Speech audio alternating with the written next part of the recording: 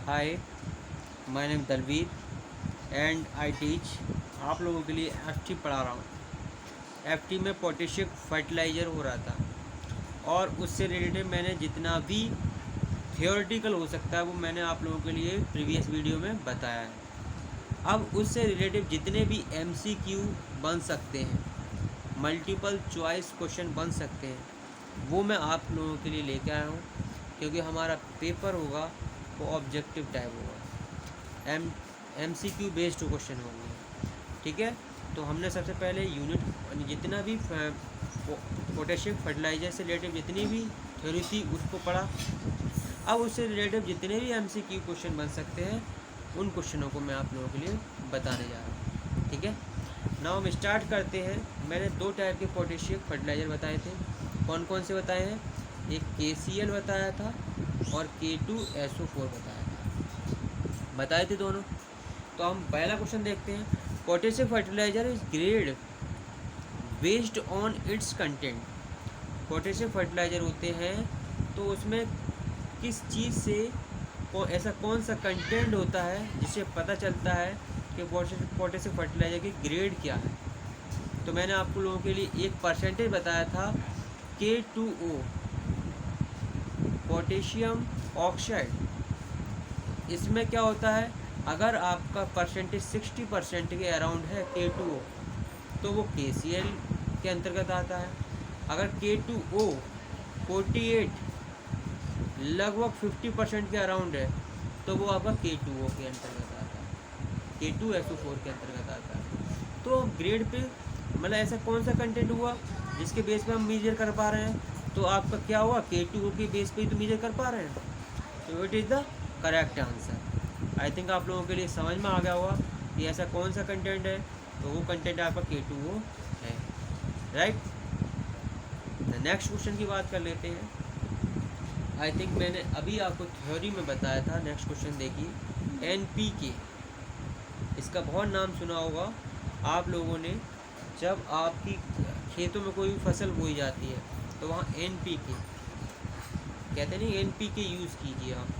तो NPK क्या है, उसमें नाइट्रोजन का भी कंटेंट फर्टिलाइज़र मिलेगा, फास्फोरस भी मिलेगा और पोटेशियम फर्टिलाइज़र भी मिलेगा। तो सारे फर्टिलाइज़र का ये क्या है, एक मिक्सचर है। तो NPK मीन्स ए फर्टिलाइज़र किस टाइप का फर्टिलाइज़र है, तो ये एक प्रकार का मिक्स्ड फर्टिलाइज़र है। कैसा फर्टिलाइज़र है, लिक्विड तो होता नहीं है। पोटेशियम फर्टिलाइज़र नहीं बोल सकते क्योंकि के पोटेशियम फर्टिलाइज़र को बताता है। जैसे NPK में क्या बताता है, ये पोटेशियम को बताता है, ये फॉस्फोरस को बताता है और ये नाइट्रोजन को बताता है। तो भाई तीनों अलग अलग हैं, तो ये नहीं हो सकता। सॉलिड होता है लेकिन हम इसमें पूछा फर्टिलाइज़र कैसा है, तो ये मिक्स्ड फर्टिलाइज़र होता है। ठीक है ना। सेकंड क्वेश्चन भी आप लोगों के लिए बहुत अच्छे समझ में आ गया होगा। ना हम बात कर लेते हैं थर्ड क्वेश्चन की। पोटेशियम फर्टिलाइज़र होते हैं, जो आपके पोटेशियम फर्टिलाइज़र होते हैं वो क्या काम करते हैं। नंबर पहला ऑप्शन दे रखा है, are useful during early stage of plant growth. आपने प्लांट लगाते हैं तो उसकी ईयरली स्टेज को में ग्रोथ के काम में आ जाते हैं ये। दूसरा ऑप्शन है, स्टिमुलेट ईयरली ग्रोथ। आपके जो ईयरली ग्रोथ है उसको स्टिमुलेट कर देते हैं या एक्सीलरेट कर देते हैं सीडिंग को। जब आप बीज बोते हैं तो उसकी एक्सीलरेट कर देते हैं क्या, सीडिंग को। तीसरा ऑप्शन है, help in development of starch of potato. जो आपके पोटैटो हैं या कोई भी गेहूँ है, ग्रेन्स वगैरह हैं, उनके स्टार्च को बढ़ा देता है। तो जो पोटेशियम फर्टिलाइज़र है बेसिकली मैंने आपको बताया था कि बीज बोते टाइम लगाया जाता है, लेकिन जब आपका जो पोटैटोज है या कोई ग्रेन्स हो गए उनके डेवलपमेंट में बहुत ज़्यादा इसका योगदान रहता है। तो it is the helpful in development starch of potatoes and grains. Right, ये इसका third option is the right answer होगा पोटेशियम फर्टिलाइज़र का। राइट, नाउ हम फोर्थ क्वेश्चन की बात कर लेते हैं कि फोर्थ क्वेश्चन में क्या दे रखा है। आप लोगों के लिए 5, 10, 5, फर्टिलाइज़र मीन्स बताया है। तो इसका मीन क्या है, इस तरह से अनुपात दे दिया कि 5, 10, 5 फर्टिलाइज़र, इसका मीन बताइए। तो ये किसी भी चीज़ की परसेंटेज है। तो ये किस चीज़ की परसेंटेज है, इस चीज़ को हमें देखना है। ठीक है, सबसे पहला ऑप्शन दे रखा है 5%, 10% एंड 5% रेस्पेक्टिवली। इसमें N2 5% बता रहे हैं, 10% P2O5 बता रहे हैं, मतलब पोटेशियम पेंटाऑक्साइड, और K2 वो 5% बता रहे हैं। तो ये एक ऐसा फर्टिलाइज़र है जिसमें तीनों कंटेंट बता रहे हैं। अब दूसरा ऑप्शन बता रहा है कि only 5% to 10% active fertiliser constituent, active fertiliser के घटक होते हैं इसमें। तीसरा ऑप्शन बता रहा है 5 से 10% तक फिलर या कैरियर ऑफ सॉइल, सॉइल की जो कंडीशन को सुधारने के लिए या कंप्लीट करने के लिए 5 से 10% तक फिलर या कैरियर्स होते हैं। चौथा ऑप्शन बता रहा है नन। तो इसमें 5, 10, 5 फर्टिलाइज़र का मतलब ये होता है कि इसमें 5% तो N2 है, 10% P2O5 है और आपका 5% P2O। इस प्रकार से ये कंप्लीट हो जाता है। तो इसका मीनिंग यही होगा, ऑप्शन ए राइट हो दिख रहा है हमारे लिए, तो ऑप्शन ए राइट इसका आंसर होगा। राइट, अब हम बात कर लेते हैं 5th क्वेश्चन की। 4th question I think 4th, चारों क्वेश्चन आप लोगों के लिए बहुत अच्छे से समझ में आ गए होंगे। अब हम 5 क्वेश्चन की बात कर लेते हैं। 5 क्वेश्चन में दे रखा है कि ये पोटेशियम फर्टिलाइज़र कंटेन 50% K2O है। कितना परसेंट है, 50%। तो इट कुड बी, ये किसके अंतर्गत आता है, जैसा कि मैंने आप लोगों के लिए बताया था, अगर 60% K2O है तो वो KCl के अंतर्गत आएगा, पोटेशियम क्लोराइड बोलते हैं जैसे। अगर 50% है या 48% है तो वो आपका K2SO4 के अंतर्गत आएगा। तो ऑप्शन कौन सा होगा इसमें, पोटेशियम सल्फेट, इसको K2SO4 बोलेंगे, इसको KCl बोलेंगे। तो मैंने अभी बताया कि 48 या 50 हो तो किसके अंतर्गत आएगा, पोटेशियम सल्फेट के अंतर्गत आएगा। तो ये इसका राइट आंसर होगा। आई थिंक आप लोगों के लिए समझ में आ गया होगा बहुत अच्छे से। ऑप्शन MCQ क्वेश्चन करा रहा हूँ तो आप लोगों के लिए समझ में आ रहा होगा, जो थ्योरेटिकल पोर्शन कराया है मैंने वो कितना हेल्पफुल है, समझ में आ गया। अब हो सकता है आपको या 50% की जगह पर 60% बोल दें, तो आपको KCl पर टिक करना है। इस पर टिक करना है, इस पर टिक करना है। ठीक है, नाउ हम बात कर लेते हैं 6th क्वेश्चन की। जो आपका 6th क्वेश्चन है, the chemical formula of burette. आपको मैंने बताया था यूरिया फॉर्मेशन में कुछ क्वेश्चन रह गए थे, तो उन क्वेश्चनों को भी मैंने थोड़ा सा उठा लिया है। तो ब्यूरेट का केमिकल फार्मूला पूछा हुआ है। तो ब्यूरेट का पहले में NH2CONH2, ये तो यूरिया का होता है। NH3COO NH3, ये ईथर अमोनिया कुछ होगा, राइट।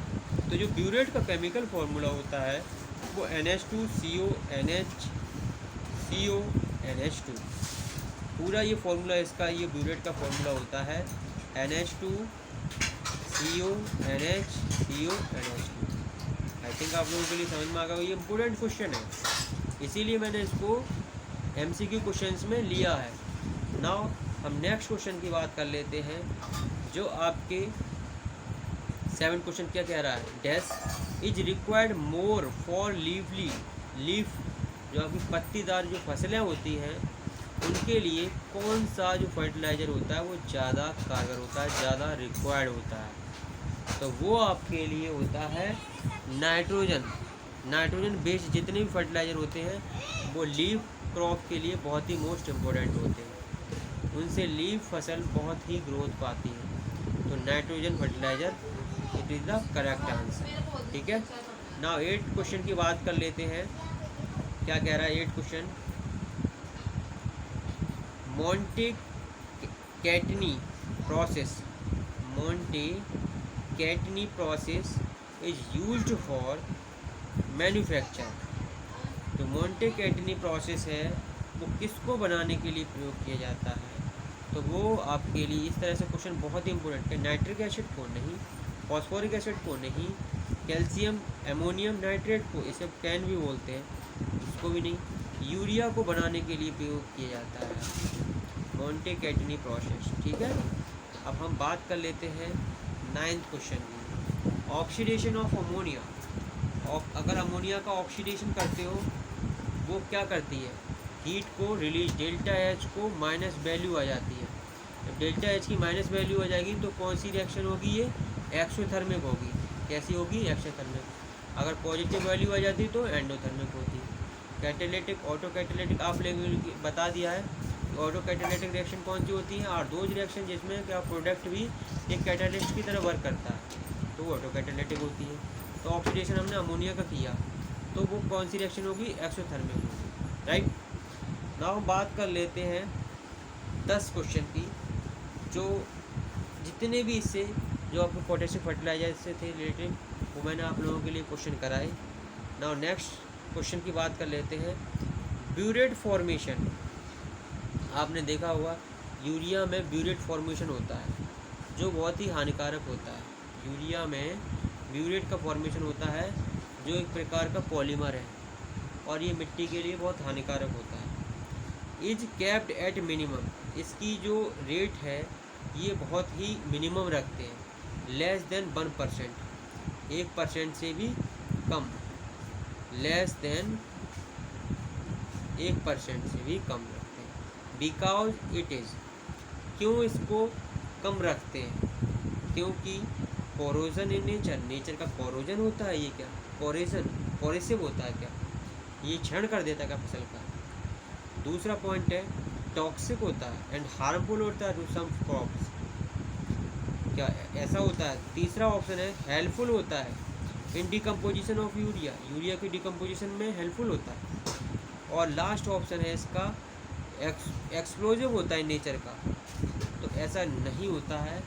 बेसिकली जो ब्यूरेट फॉर्मेशन होता है वो टॉक्सिक होता है नंबर 1, और दूसरा हार्मफुल होता है कुछ फसल के लिए। तो इसका option B is the right answer. तो ब्यूरेट फॉर्मेशन हम इसकी जो रेट होती है, मात्रा होती है, यूरिया मिनिमम रखते हैं ताकि ये हार्मफुल जो हमारी फसलें हैं उनके लिए ना हो। आई थिंक आप लोगों के लिए बहुत अच्छे से इसके MCQ समझ में आ गए होंगे पोटेशियम फर्टिलाइज़र के। और मैं नया टॉपिक लेके आऊँगा तो उसके रिलेटेड भी MCQ लेके आऊँगा। मैं जो उससे रिलेटेड जितने भी पॉइंट बनते हैं मैं पॉइंट भी लिखाता हूँ, और उससे रिलेटेड जितने MCQ बनते हैं वो भी मैं लिखाता हूँ, ताकि आप लोगों के लिए MCQ तो तैयार हो ही, लेकिन उससे रिलेटिव अगर पॉइंट मैं बना के लिखा रहा हूँ तो उससे रिलेटिव अगर आपको ऑब्जेक्टिव क्वेश्चन आ गया ताकि वो भी आप सॉल्व कर पाओगे, ठीक है। और इस तरह से आप लोगों के लिए पोटेशियम फर्टिलाइज़र के जितने भी MCQ क्वेश्चन थे वो समाप्त हो जाते हैं। और आप लोगों के लिए आशा है कि आप लोग अच्छे से पढ़ते रहिए ताकि आप लोगों के जो एग्ज़ाम हैं वो बहुत ही अच्छे हों। Thank you.